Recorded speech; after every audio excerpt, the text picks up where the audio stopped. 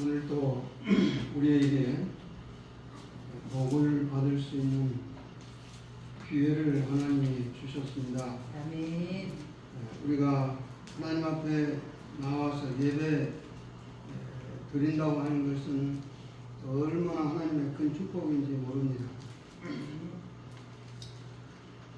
오늘 또 하나님 앞에 예배하는 우리 모두에게 하나님의 은혜와 평강이 충만하시기를 주의 이름으로 축원합니다. 아멘. 아멘. 입이가 달렸어. 아멘. 크게 하셔야 됩니다. 아멘. 지난번에 사사기 2장 18절에서 여호와께서 그들을 위하여 사사들을 세우니 그때에 사사와 함께 하셨고 여호와께서 사사들과 함께 하셨고 사사들이 4년 동안에 여호와께서 그들을 대적의 손에서 구원하셨으니 그들이 대적에게 괴롭힘을 받아 슬피 부르짖음으로 여호와께서 그 뜻을 돌이키셨거늘. 그래서 우리가 하나님의 말씀에 불순종하고 고통 중에 부르짖는 그 이스라엘을 위해서 사사들을 세우심으로써 변함없는 은혜와 사랑을 보여주신 하나님의 그 놀라우신 사랑을 우리가 살펴보았습니다. 오늘은 이렇게 세움을 받은 그 사사들을 이제 두 번째로 세움 받은 그 유언선자의 예후세 대해서 우리가 함께 살펴보면서 은혜를 나누고자 합니다. 고대 전쟁은 사람들을 대량 살상하는 전쟁이 아니라 경제의 뿌리가 되는 그 노동력이 많은 사람이 필요하기 때문에 사람을 죽이는 것이 아니라 노예로 잡아가서 그들을 이렇게 사로잡아가서 노예로 부리는 그런 시대입니다. 그래서 고대 전쟁은 일종의 무력을 과시하는 그런 전쟁이다. 그런 일이라 하는 것을 우리가 짐작해 볼 수 있습니다. 그러다 보니까 노예로 잡힌 사람들 중에는 노인이나 장애인들 이런 사람들은 참 존중을 받지 못하는 그런 위치에 있는 것입니다. 그러니 특히 포로로 이렇게 잡힌 그 노예들은 노인이나 일할 수 없는 그런 사람들은 천대를 받게 되고 또 골라서 또 이제 살상하는 그런 일들도 이제 생겨나게 되고. 그런데 오늘 본문 말씀을 보면 하나님은 전혀 다릅니다. 무려 18년 동안이나 모압의 지배하에서 고통을 당하고 있던 그 이스라엘 백성을 위한 구원의 도구로 하나님께서 한 사람을 들어 쓰시는데 그 사람은 놀랍게도 장애, 한쪽 손을 쓰지 못하는 그런 장애인이 되었습니다. 오늘 그 주인공이 바로 예후신데 대부분의 사람들은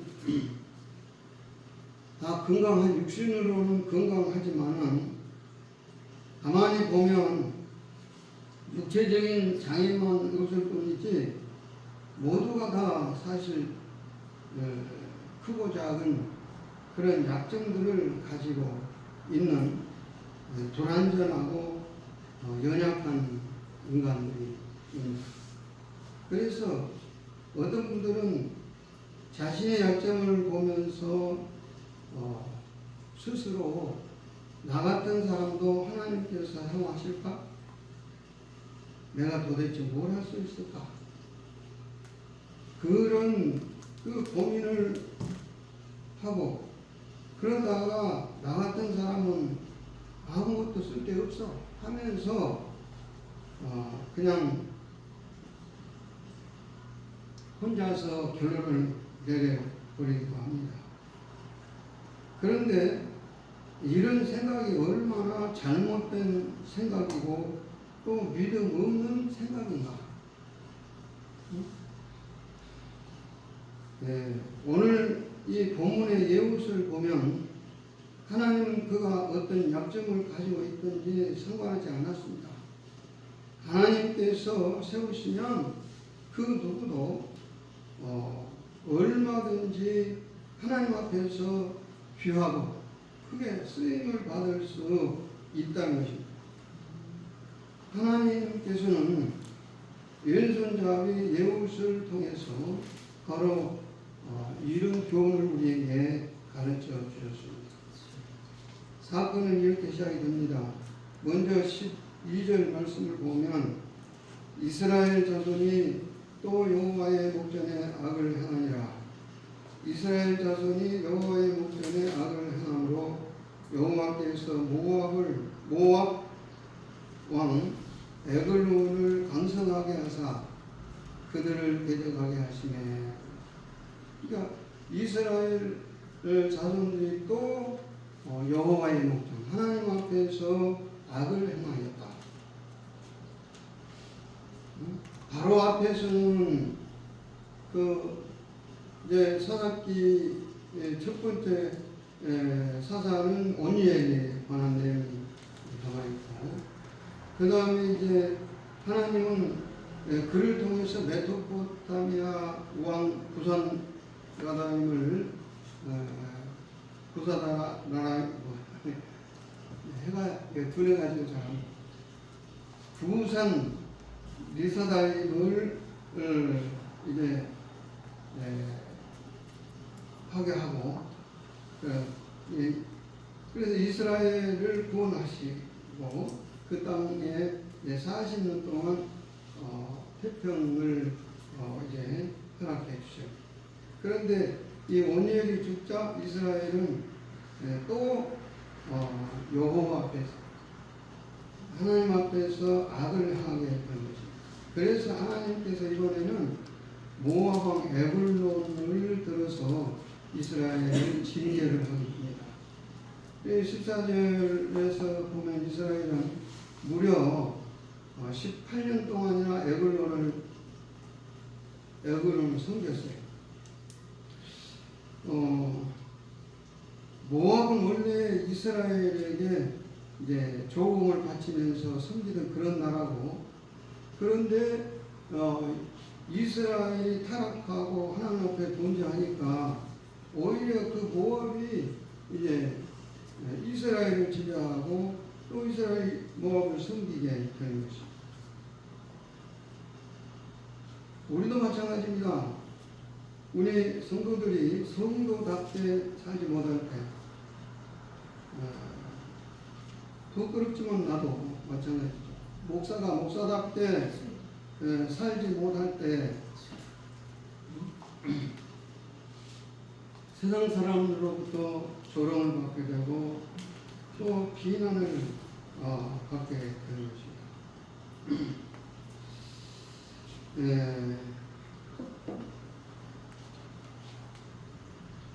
이전에 우리를 두렵게 생각하고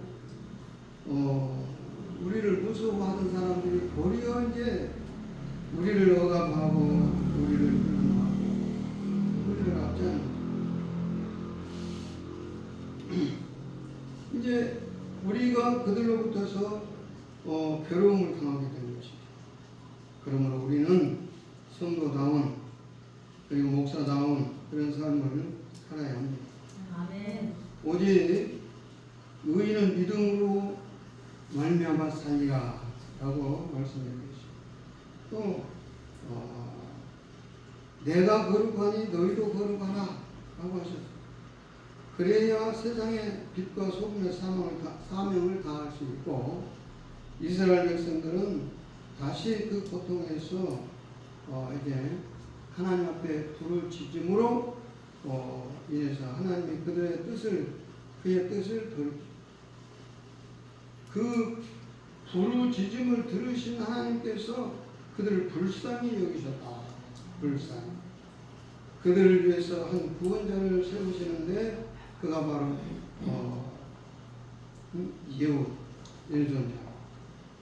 15절 말씀 보면 이스라엘 자손이 여호와께 부르짖으며 여호와께서 그들을 위하여 한 구원자를 세우셨으니 그는 곧 베냐민 사람 게라의 아들 왼손잡이 예후시라.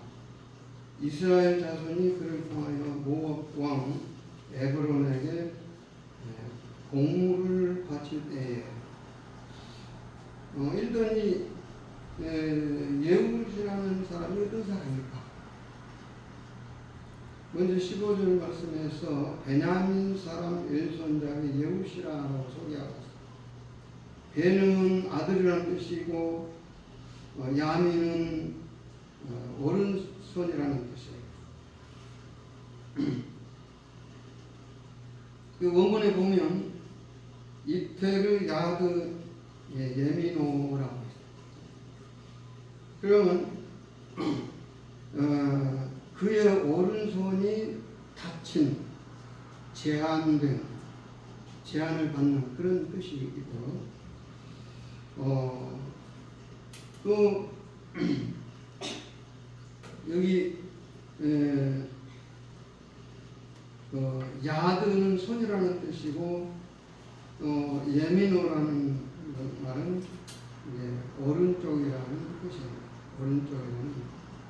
그러니까 그의 오른손이 제한을 받고 오른손이 다친 사람이라는 뜻입니다. 이 오른손을 쓰지 못하는 장애인이었다는 것입니다.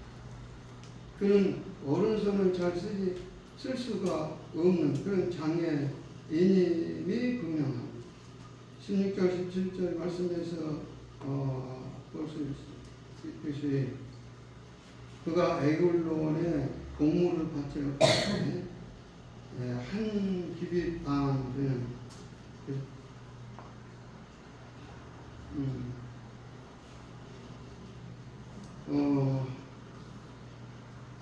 그 45cm 정도 된다고 해요. 45cm. 이 칼을 흔들어 가지고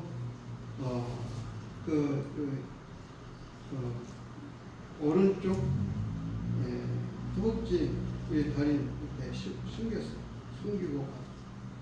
그러니까 왕 앞에 나갈 때 무사통화할 수 있어요. 검열을 받지 않아도 저 왼손잡이가 무슨 위력이 있고 무슨 일을 꾸미겠느냐 이렇게 생각한 것이죠. 그렇게 봤을 때 왼손잡이 그는 장애였으니 분명하다. 오문대로 그렇습니다. 하나님이 바로 이러한 예후를 사사로 세우신 것입니다. 그럼 하나님이 이러한 예후를 사사로 부르신 그 이유가 무엇일까? 하나님께서 비록 인간적인 눈으로는 전혀 별 볼 일 없는 사람같이 보이지만 그래도 하나님이 그를 불러서 하나님의 도구로 쓰셨다는 사실을 보여주기 위함으로 오늘 이 예후를 소개해 주고 있는 것입니다. 우리는 흔히 능력 있는 사람, 재능이 탁월한 사람, 다른 장점이 많이 있어서 큰 일을 할 수 있는 사람이라 이렇게들 생각을 하고 회사에서나 세상에서는 그렇게들 생각을 하고 그래서 우리가 하나님 앞에 기도할 때에도 능력을 주십시오 하고 그렇게 기도하죠. 하지만 실제로 우리 주변에서 보면 자신이 가진 그 장점 때문에 오히려 하나님을 의지하지 않냐고 세상을 의지하고 세상 일에만 집착하다가 별 볼 일 없는 그런 인생으로 끝나버린 사람들이 얼마나 많이 모릅니다. 하나님은 능력이 있는 사람이 큰 일을 할 것이라는 그 세상 사람들의 고정관념을 깨뜨리시는 것입니다. 네. 하나님은 약한 자를 들어서 강한 자를 부끄럽게 하시고 없는 자를 택하여 있는 자를 패하게 하시고 낮은 자를 택하여 높은 자들을 부끄럽게 하시는 분이십니다. 우리같이 연약하고 약점이 많아도 하나님께서 쓰시고자 하신다면 얼마든지 크게 쓰임 받을 수가 있다 라는 것을 믿으시기를 바랍니다. 모세의 경우를 보십시오. 모세가 하나님께로부터 소명을 받을 때 주여 나는 원래 말에 능치 못한 자입니다. 나는 입이 뻣뻣하고 해가 떠난 자입니다 라고 거절했어요. 하나님은 그를 들어서 민족의 지도자로 사용하시고 이스라엘을 애국에서 구원하게 합니다. 기드온의 경우도 마찬가지입니다. 하나님 앞에 부름을 받을 때 나는 이 일을 할 수가 없습니다 라고 할 때 하나님은 내게 능력을 주마 하시고 여러 가지 기적들을 보여주시죠. 배가 멈춘다든지 여러 가지. 그래서 어떤 사람 심리학자는 그렇게 말해요. 세상의 95% 사람들은 자기의 약점 때문에 열등감을 가지고 살아간다. 문제는 이 열등감을 가지고 이제 자신의 그 약점 때문에 비굴해지는 것이 아니라 이 약점을 어떻게 극복하느냐가 그 인생이 달라지는 거죠. 근데 하나님께서는 친히 우리에게 이 약점을 통해서 능력을 주시고 지혜도 주시고 승리자가 되게 하시고 오히려 우리의 약점을 통해서 하나님의 그 전능하심을 만천하에 드러내게 하시는 하나님이시다. 성경을 보면 아주 놀라운 그 사실을 발견할 수가 있어요. 그 약점 때문에 하나님을 버리는 사람은 절대 없어요. 약점 때문에. 그러나 오히려 자기의 그 장점 때문에 잘난 체하고 교만해하고 할 때 하나님은 그를 버리게 되는 경우들이 수없이 많습니다. 사도 바울은 고린도 후서 12장 9절에 주께서 내게 이르시되 내 은혜가 내게 족하도다. 이는 나의 강한 능력이 약한 데에서 완전해지기 때문이라. 이렇게 말씀하시고 그러므로 내가 오히려 크게 기뻐하며 나의 연약한 것들을 자랑하리니 이것은 그리스도의 권능이 내 위에 머무르게 하려 하심이라. 나 약점 때문에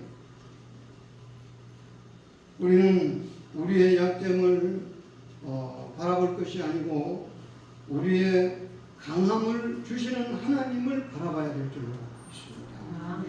이것이 승리의 비결이에요. 이제 계속해서 오늘 본문 사건을 우리가 살펴보면 15절에서 이스라엘 자손이 그를 통하여 모압 왕 에글론에게 공물을 바칠 때에 그러니까 예후시 모압 왕에게 에글론에게 공물을 바치는 것이 그렇게 달갑지 않습니다. 그래서 그 하늘이 칼을 모든 45제죠. 좌우에 날선 검을 만들어서 오른쪽 허벅지에 차고 공문을 바치기 위해서 왕에게 갑니다. 그래서 바친 후에 돌아오는 척 하다가 길갈 근처 돌 뜨는 곳에서부터 다시 혼자 에그론 왕에게로 돌아갑니다. 여기 돌 뜨는 곳이라고 하는 것은 뭐 채석장이기도 하지만 의미하지만 돌을 다듬어서 우상을 만들어서 이제 공급하는 그런 장소로 이렇게 추정이 돼요. 그러니까 애굽에서 나올 때 그러니까 애굽에서 나온 40년 후에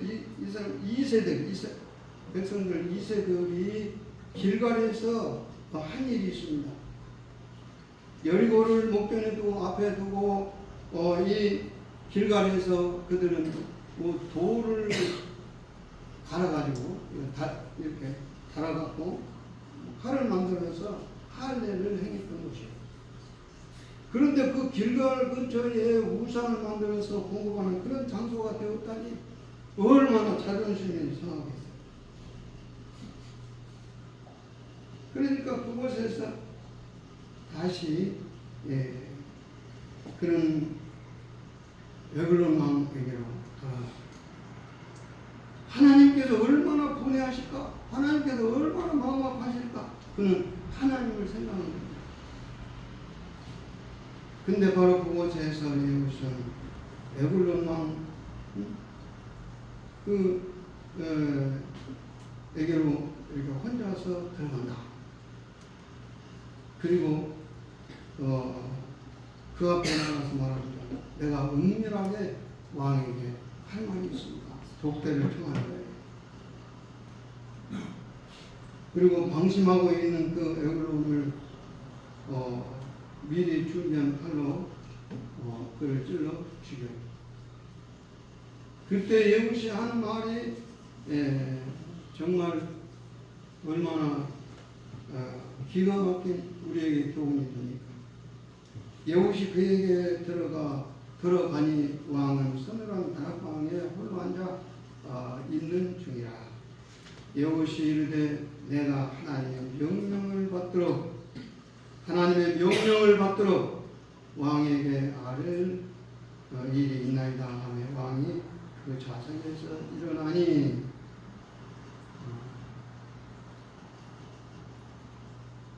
하나님의 명령을 따라 예후는 이 구원의 역사를 담대하게 해낸 것입니다.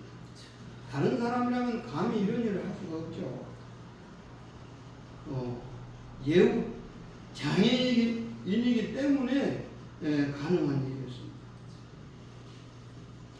이에 예후는 고향으로 돌아가서 나팔을 불고 이스라엘 군대들을 일으킵니다. 그들에게 이르기를 나를 따르라. 여호와께서 너희 원수들인 모압을 너희 손에 넘겨주셨느니라. 무리가 예후를 따라 내려가 모압 만편 요단강 나루를 장악하여 한 사람도 건너지 못하게 하였고 여호와께서 너희의 원수들인 모압을 너희 손에 넘겨주셨느니라 하고 또 외칩니다. 이와 같이 하나님께서는 우리 약점을 보지 않고 우리를 들어서 하나님의 일을 하게 하십니다. 그러니 나는 못한 뜻을 하지 말고 사실 영적인 전쟁에서 이 승리는요 결코 인간의 능력이나 재능이나 그 물질에서 일어나는 것이 아니고 하나님께 붙들린 사람, 하나님께 헌신한 사람들이어야 합니다. 우리 모두 하나님께 쓰임받는 사람이 되십시오. 그 한 사람을 통하여 하나님의 기이한 역사를, 구원의 역사를 이루어내시는 우리 모두가 되시기를 주의 이름으로 축원합니다. 아멘. 기도하겠습니다. 살아계신 하나님, 우리가 하나님께 붙잡힌 바 된 사람이 되게 하시고 하나님께 헌신하는 사람이 되게 하시며 하나님을 신뢰하는 사람이 되어 나의 약점을 강하게 오히려 하나님의 쓰임 받는 사람으로 주여 만들어 주시고 주여 붙들어 주시옵소서. 오직 하나님만 의지하는 자, 나의 약점에도 불구하고 그저 하나님의 말씀에 순종하고 헌신하는 믿음의 사람이 되게 하여 주시옵소서. 그리하여 하나님께 귀하게 쓰임을 받고 날마다 승리의 삶을 살아가는 우리 모두가 되게 하시고 하나님께 영광 돌리게 주시옵소서. 예수님의 이름으로 기도하옵나이다.